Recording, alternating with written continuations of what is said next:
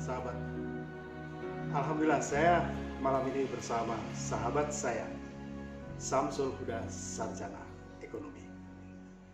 Beliau saya kenal sudah cukup lama, masa muda kita remaja sama-sama. Dan saya sangat bangga sekali punya sahabat Samsul Huda ini.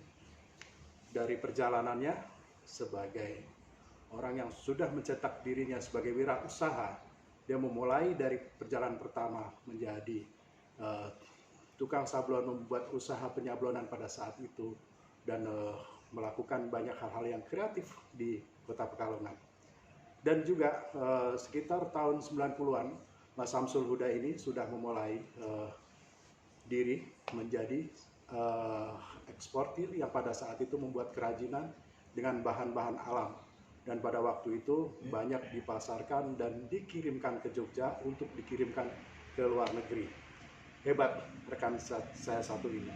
Dan kali ini Mas Huda yang menarik adalah menjadi Ketua ASEPI Jawa Tengah dan juga Kadin di Pekalongan sebagai orang yang didapuk menjadi seorang kreator dalam kegiatan-kegiatan Kadin ini. Malam Mas Huda. Malam. Luar biasa. Saya senang sekali Mas ketemu sampai. Sama-sama. Pun. Nah ini Mas Huda, kita bincang-bincang sekitar 30 menit Mas Huda. Ya, ini yang menarik Mas Huda, sampai akhirnya kemudian Mas Huda banyak kegiatan-kegiatan yang saya juga amati. Mas Huda banyak keluar masuk dalam kegiatan-kegiatan seperti pameran-pameran itu Mas Huda. Dan hampir semua pameran-pameran yang punya kelas di Indonesia Mas Huda ada di situ. Mas, apa sih yang menarik dari pameran untuk karya-karya Mas Huda ini dan kesempatannya Mas? Jadi begini nih Tuan Imam, kenapa saya tertarik di pameran? Karena memang salah satu media promosi yang menurut saya waktu itu sebelum era digitalisasi sekarang ini ya pameran. Karena di situ kita duduk berdiri itu duduk sama rendah, berdiri sama tinggi dengan customer. Yang pada waktu itu masyarakat Pekalongan ya mungkin sudah ada yang sadar pameran, tapi saya ingat pada saat 2000 itu hanya segelintir orang ya Pak ya. Tahun 2000-an Mas? 2000-an. Jadi awal itu saya mulai pameran yang masih lokal di Yogyakarta waktu itu. Kemudian saya berpikir, alhamdulillah di Jogja aja kita bisa dikenal. Kita cuma duduk di stand, kemudian banyak buyer lokal maupun internasional datang. Nah, saya terinspirasi, kenapa tidak ke yang skupnya lebih besar lagi di Jakarta gitu. Terus saya survei sebelum pameran dengan modal yang terbatas. Saya baru menjadi visitor waktu itu kan. Terus itu 2000-an? 2000-an, tahun 99 saya mulai menjadi visitor di pameran-pameran yang kayak waktu itu namanya Trade Expo Indonesia, kemudian Inakraf. Kemudian baru tahun 2001 saya ikut pameran di Inakraf itu. Setelah mengumpulkan modal untuk bayar stand, Tuan Iman. Itu pada saat itu menurut sampean juga untuk bayar stand luar biasa. Oh luar biasa. Saya ingat pada saat itu saya berempat nyewa 2 stand. Nah, Mas, belum saatnya 1 stand, dananya belum ada Pak. Jadi waktu itu merintas, tapi alhamdulillah langsung pada saat pameran itu saya ingat waktu itu kita bayar dari Taiwan yang suka dengan produk kerah Pekalongan. Mulailah dari situ kayak menjadi etik pameran. Etik pameran, jadi pameran apapun yang sifatnya agak skupnya ke internasional saya ikut di situ. Mas, kebanyakan zaman mengawali dari craft ya? Iya. Gimana sih potensi craft di Pekalongan Mas? Sebenarnya potensi craft di Pekalongan ini luar biasa, apalagi guru kita Allahyarham Pak Kadir ya. Itu sangat inspiratif. Walaupun saya tidak belajar secara langsung, tapi ilmu beliau ini sampai kepada kami. Kemudian saya mulai mengeksplor apa yang bisa kita sampaikan untuk pasar, terutama untuk pasar internasional. Dan alhamdulillah penetrasi waktu itu lewat rating-rating yang di Jogja awalnya. Kemudian mulai tahun 2003 kita mulai pameran keluar sampai tahun terakhir itu 2015 ke Jerman, ke Jepang, Singapura, Thailand dan sebagainya. Itu sangat luar biasa. Dan pada saat itu saya ingat kerajinan kita ini yang tenun enceng itu diakui dunia. Karena Enceng gondok. Enceng gondok yang ditenun. Karena itu tidak bisa dimesinkan ternyata. Enceng gondok yang ditenun. Jadi berbahan dari enceng gondok. Ya. Dia lakukan dengan tenunnya dengan menggunakan alat ATPM tradisional yang dari kayu itu. Ya, ya. Itu ternyata terbukti sampai tahun 2014 saya terakhir di AMBNT itu, 2015 di AMBNT itu Vietnam sudah bisa mengcopy paste teknik tenun mendong. Cina juga udah bisa, Filipina juga bisa. Ternyata untuk teknik yang tenunan enceng gondok mereka belum bisa sampai sekarang. Untuk yang tenunan Enceng gondok belum bisa. Oh, jadi materialnya mereka punya? Ya, ada. Malah dulu konon katanya kan enceng itu dari mana awalnya, India terus dibawa Pak Karno kalau nggak salah. Saya nggak tahu sih itu. Mungkin terus dikembangkan juga di sini. Kemudian di beberapa negara Asia juga ada. Tapi yang menarik ini kalau yang lidi kemudian mendong dan sebagainya itu bahan lidi. Itu bisa dimesinkan dari kelapa. Itu bisa dimesinkan karena mesin bisa baca termasuk mendong. Tapi begitu enceng tidak bisa. Ada yang mekanikal gitu. Iya. Terus kalau dari kendala kualitas dan lain sebagainya gimana Mas di pasaran internasional? Craft dari Pekalongan. Craft itu sebenarnya semacam fashion juga ada trennya, naik turun. Sebelum global crisis dunia tahun 2008-2009 yang lalu, kita alhamdulillah Indonesia untuk yang item tenun enceng itu masih diminati sama pasar internasional. Tapi saya tidak tahu kenapa setelah era global crisis itu agak menurun tenunannya, mereka beralih ke anyam. Banyak ke anyam. Pada saat global crisis dunia itu memang kita bisa-bisa ya bukan kami saja perusahaan kami, tapi hampir menyeluruh teman-teman kami juga banyak yang collab karena mungkin banyaknya pilot dan sebagainya. Dari situ mulailah apa ini yang harus saya explore lagi selain handicraft tadi. Karena saya mencoba ke namanya orang Pekalongan, Kota Batik, nama komputer batik. Dan saya teringat dulu waktu tahun 2000 pada saat saya nonton sutra juga dulu tahun 2000 saya dikenalkan sama Mbak Pamayun Jogja. Oh ya, Mbak Sari kenalkan sama Pak Iwan waktu itu. Jadi saya nenun untuk Mbak Sari Pamayun, kemudian saya dikenalkan abdi dalam yang ternyata Pak abdi dalamnya itu wanita sama maestro. Dari situ saya ke Jakarta diperkenalkan dan Pak Iwan malah bertanya, kamu orang Pekalongan kenapa nggak bikin batik? Selang bertahun-tahun kemudian tahun 2010 kalau nggak salah atau tahun berapa pada saat Pak Iwan diundang di Pekalongan ada acara Pekan Batik Internasional PBI ya, Pekan Batik Internasional. Kebetulan Pak Iwan jadi narasumber di acara ini. Saya ditelepon sama sekretarisnya. Oh udah tolong temenin Pak Iwan. Saat itu Pak Iwan menyampaikan, tanya lagi masih ingat sudah bikin batik belum? Belum Pak Iwan. Kenapa tidak? Karena saya mulai belajar langsung dengan Pak Iwan dan sudah sempat beberapa kali saya kirimkan produknya ke sana, dinilai dan sebagainya. Ternyata saya termasuk yang beruntung ya, karena saya masih sempat belajar sama beliau langsung ya. Kalau nggak salah tahun lebih mungkin ya Pak Iwan dipanggil.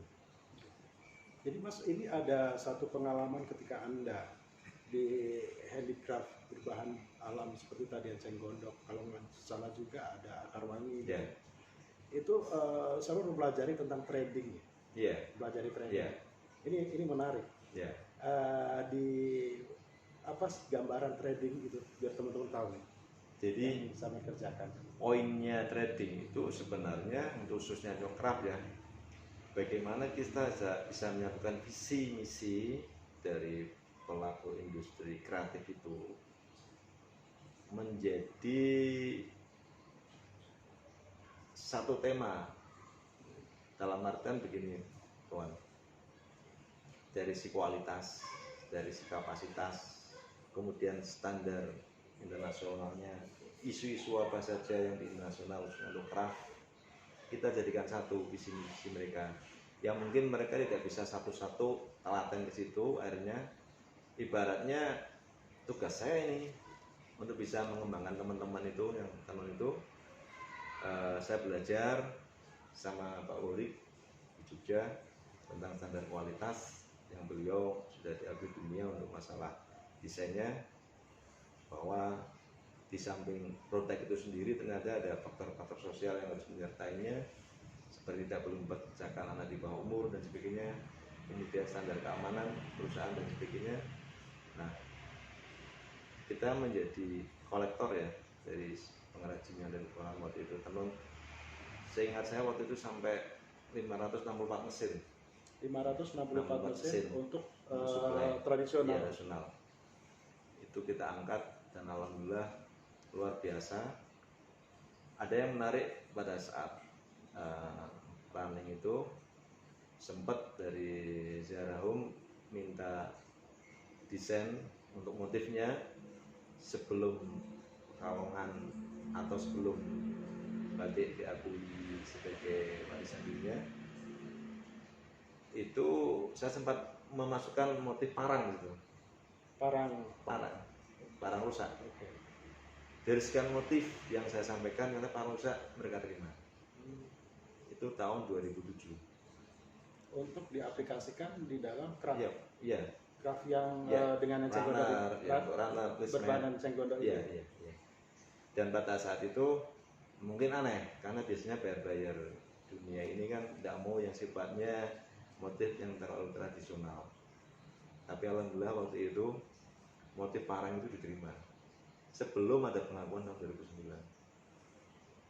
Anda sudah aplikasikan Iya. ke situ ya? Iya. Luar biasa. Iya. Luar biasa.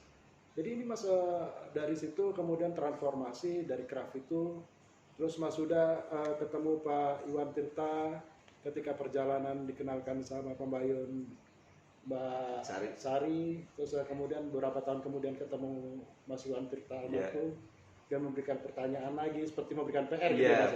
Itu transformasi buat Anda ya? Iya. Ya, apalagi ya Mas yang menarik daripada itu Mas? Iya, jadi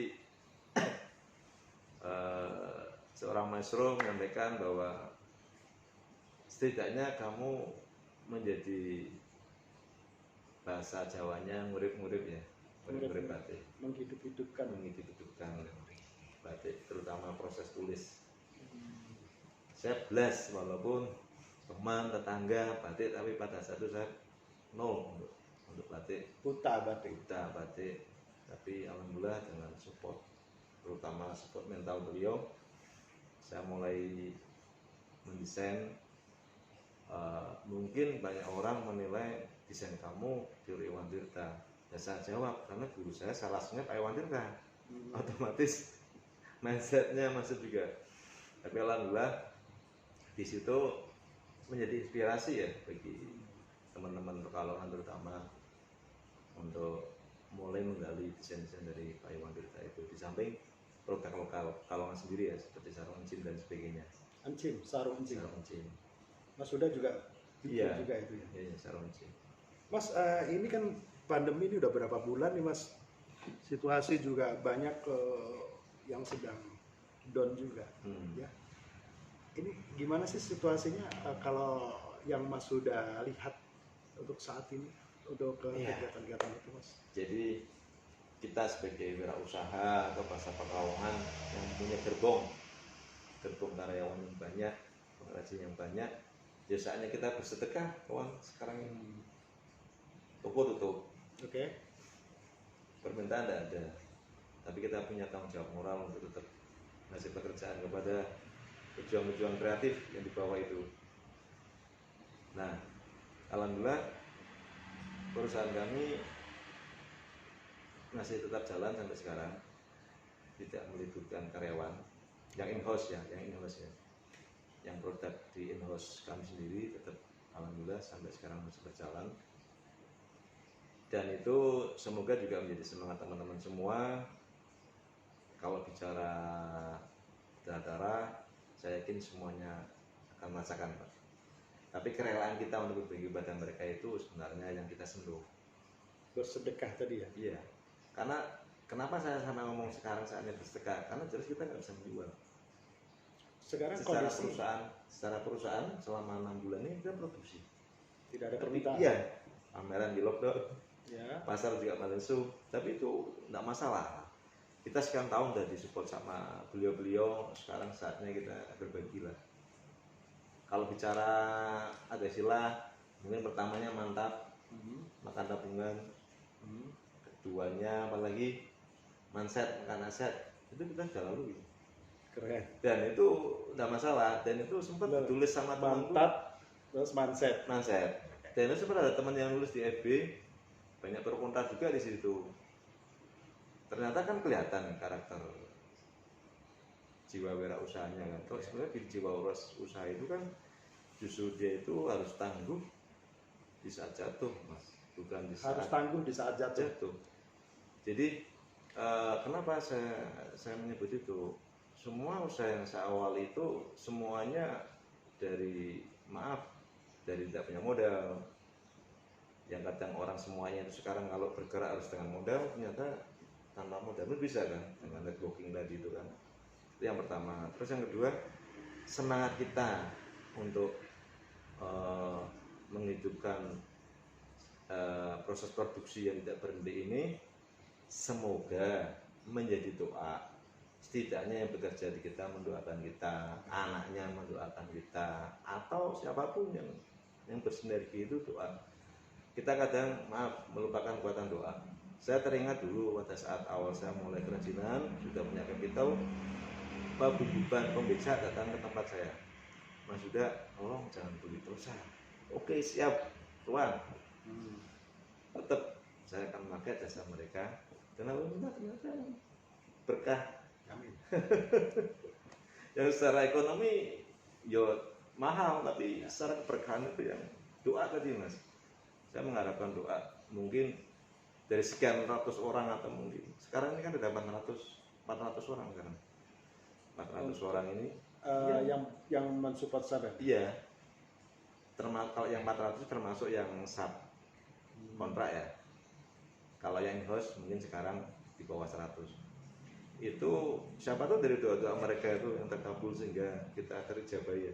Kesawaban ya kalau Ini berarti ada membaca hikmah begitu ya Mas? Iya. Karena kita bekerja tidak semuanya pakai kalkulator, Pak. Walaupun Iya. kita kalau bicara secara efisiensi salah. Kondisi seperti ini kalau kita produksi itu salah. Tidak ada yang membenarkan. Tapi kalau konsep tadi keberkahan dengan niat kita membantu setidaknya orang yang jadi tanggungan kita, tetangga kita, terdekat kita. Kalau keluarga udah jelas ya. Tapi minimal orang yang ditanggung kita gerbang itu tadi itu yang menyemangati saya. Dan saya tidak pernah saya mengizinkan tulisannya di share di Facebook kecuali pada saat itu. Ada teman dari saya Banten meng-share tulisan saya itu dan alhamdulillah semoga bisa menjadi inspirasi. Bahasa saya pada saat itu ingat toh sebelum puasa itu bulan apa ya? Mulai Maret akhir itu. Kita saatnya bersedekah. Oke. Mas, saya tuh membayangkan ini Mas Huda itu sedang mengendarai kuda dan menghela laju kudanya seperti itu. Anda melajukan craft, terus bagaimana saat harus cepat, harus tenang dan sebagainya. Yeah. Di bisnis ini ya, Yeah. perjalanan ini Yeah. seperti itu ya Mas. Mas ada nggak?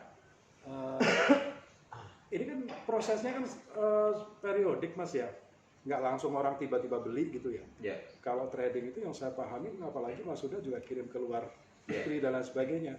Pas dalam satu masa perjalanan itu tiba-tiba ada pandemi ini, terus ada barang yang udah kekirim dan lain sebagainya di sana tutup dan sebagainya. Ada nggak cerita-cerita kayak gitu? Ada. Kebetulan 2 tahun yang lalu sebelum pandemi ini saya sempat menjadi agent dari salah satu buyer di Amerika itu curhat ke kami, barangnya sudah stuffing, suruh pending tidak dikirim, barangnya ada sampai ke Tanjung Mas suruh kembalikan, barangnya udah proses perjalanan sampai sana tidak bisa dikontrak. Nah ini yang menjadi pemikiran kami sebagai, apalagi saya mewakili dari ASEPI juga. Kemarin sudah saya sampaikan waktu Zoom, waktu kita diundang Zoom perwakilan dari asosiasi sama Gubernur Jawa Tengah, itu saya sampaikan siapa ini yang akan bela ini UKM ini. Kalau bicara cost measure ya oke lah, tapi kelangsungan hidup mereka juga perlu kita bela dong, teman-teman yang sudah dalam produksi itu yang pertama. Terus yang kedua, recovery-nya itu loh Pak, kalau ibaratnya orang sakit tipes mungkin di rumah sakit itu seminggu, tapi recovery-nya bisa berbulan-bulan. Itu yang menjadi pemikiran kami dari ASEPI. Kenapa? Setidaknya minimal sekarang ini kita saling menguatkan, secara mental, secara support, secara apalah yang bisa kita menjadi manfaat untuk teman-teman saudara kita di UKM itu kita lakukan. Kita sering mengatakan silaturahim, walaupun sekarang kita pakai media ya, Zoom ya, itu sangat membantu sekali. Setidaknya ada perhatian dari pengurus kepada anggota. Juga kemudian pernah juga kita diundang asosiasi waktu yang setelah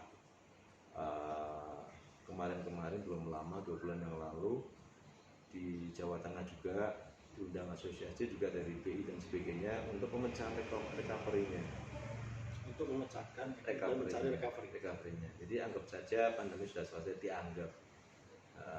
Tapi itu ada masalah banyak ternyata, termasuk dari regulasi, kemudian kemampuan dari berbagai aspek.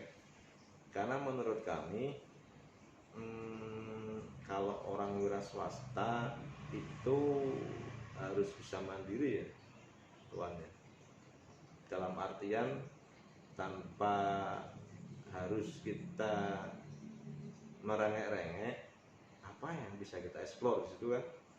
Ya, termasuk pada saya dulu global krisis dunia itu ibaratnya banyak pilot Indonesia ini tidak krisis, yang krisis luar negeri, jadi kita kayak sendirian itu.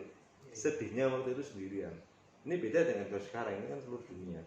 Itu sebenarnya lebih parah karena kita harus punya formula sendiri untuk memecahkan. Kalau sekarang ini kan ibaratnya kan kita bareng-bareng memecahkan, saling support. Ini dulu aneh saya cerita krisis karena Indonesia nggak krisis itu, bagi ekspornya, tapi krisis itu waktu global krisis dunia itu. Semua pelaku eksportir itu mata saya itu. Kalau pasar domestik masih bagus Mas.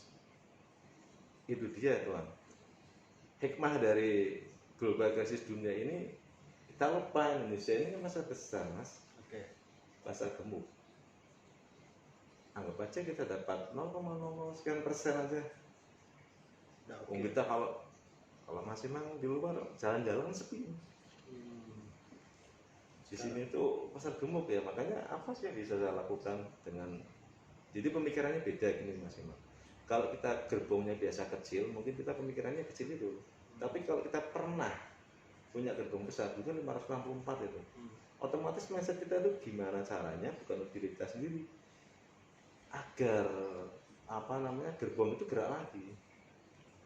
Salah satunya saya mulai bikin tenun yang tadinya enseng untuk tenun katun, termasuk yang saya pakai ini.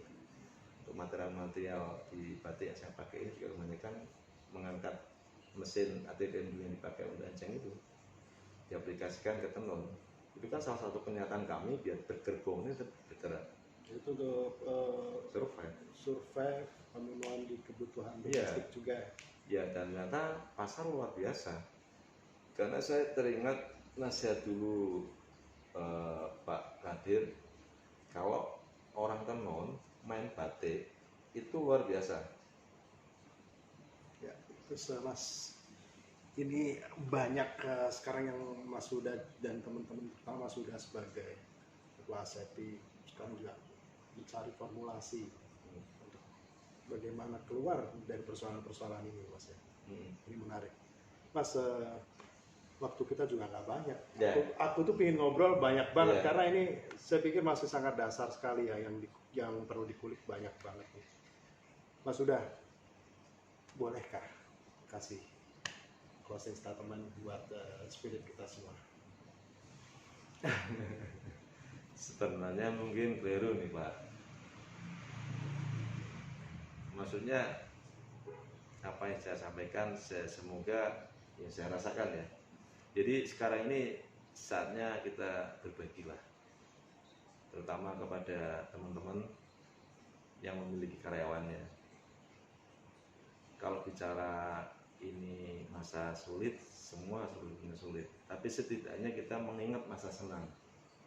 Di saat karyawan kita membantu kita, membesarkan perusahaan kita, itu kadang yang kita lupa.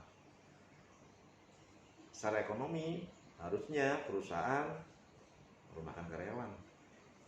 Tapi saya nggak tahu, saya juga nggak tahu ini pandemi sampai kapan. Saya punya semangat, saya menunggu doa-doa dari beliau-beliau supaya pandemi ini cepat berlalu dan usahanya cepat berjalan lagi, Mas Imam. Tidak mulu-mulu lah, intinya kita apa yang bisa support kepada orang yang di tangan kita, terutama tim kita, karyawan kita, itu untuk tetap bisa berpenghasilan untuk mencukupi setidaknya basic need-nya terpenuhi. Begitu, terima kasih. Ya, Mas sudah, terima kasih atas waktunya, Mas. Ya. Atas pengalaman yang Ya. dibagi, Mas. Ya. Dan kita sama-sama mendoakan. Sahabat semua, banyak hal menarik dari Mas Samsul Huda ini. Dan mudah-mudahan waktu kebersamaan ini ada yang bermanfaat yang kita ambil. Mas sudah, saya hanya bisa mendoakan juga mudah-mudahan kita semua selesai dalam masalah ini dan bisa keluar dengan jaya lagi. Ya. Terima kasih Mas sudah. Amin. Salam saya untuk teman-teman dimanapun berada, Mas. Oke, teman-teman. Terima kasih. Salaman. Wasted and wounded, and it ain't what the moon did. I've got walls